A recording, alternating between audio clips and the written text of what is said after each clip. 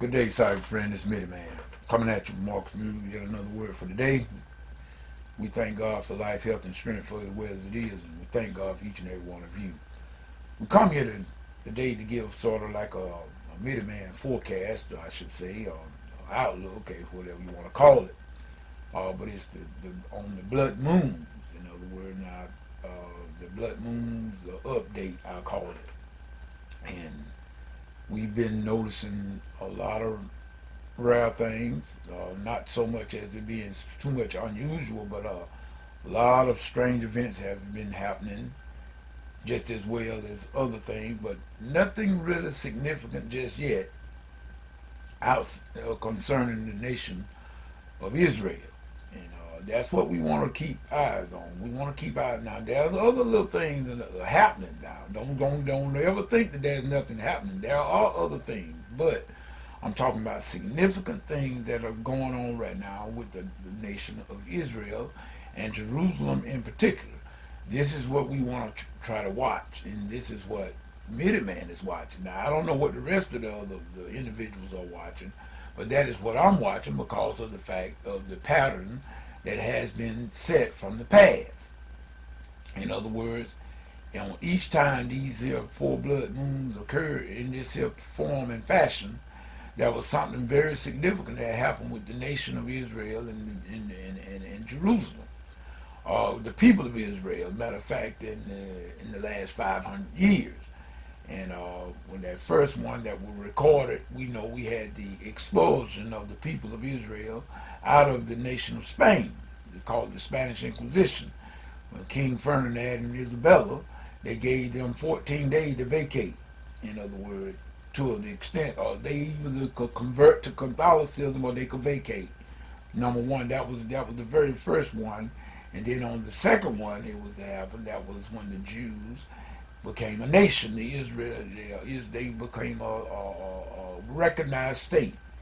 Israel became a nation in 1948, May 14th. And that was the second incidence of these tetrads. And then the third one was when they had the 1967, the Six-Day War. That's when they captured Jerusalem. And they got Jerusalem back after so many thousand years. And this here is the fourth one. And so now we are waiting to see exactly what's going to take place in this given one. So that's what I'm looking for, something major to happen with the nation of Israel or Jerusalem on this here particular four blood moon. And we know that we got a lot of other stuff going on, though. The world is, you can't turn on the news without something going on. And I know some of you on my can say, well, that's been happening all the time. Yeah, it's true. But not in the frequency. You know, Jesus told us that the birth pain was going to come, but they were going to become more frequent. Just like when a woman in labor, the pain get closer and closer when the time for the birth. So in other words, Jesus said just before his return, these birth pains were going to be closer and closer and more frequent. And we can see this happening. Earthquakes everywhere. Forest fires. Landslides in China. Every which way you got some sort of catastrophe that's happening. And it's going, and it's rapid. It's like rapid fire. So in other words, we were just saying, people, just keep your eyes open. In other words, I'm telling y'all, there's no time for a whole bunch of foolishness. We need to get about our Father's business and not worrying about who doing this and who not doing. You better do what you're supposed to do and cut the deck. Forget about the other fella. And my grandmom used to always tell me, don't worry about the other fella. We worry too much about what other people are doing. You just get busy doing what you're supposed to do. And then do your part and I do my part, and then together we all get the job done. Because Jesus said, this word, this gospel shall have been preached throughout the whole world for a witness unto all. Then shall the end come. People, the end is not going to come until this gospel be preached. Now, we have the technology. It's in place to get the gospel preached all over the world.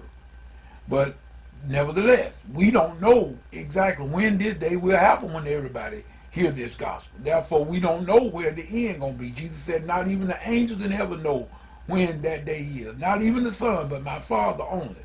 So we just saying, don't worry about so much about when he coming back. Just be ready. That's what I tell people. Just be ready. So whatever you get into, if God is not in it, it's best that you come out of it, because it's going to come to nothing, people. This is me, the man. saying peace, goodbye.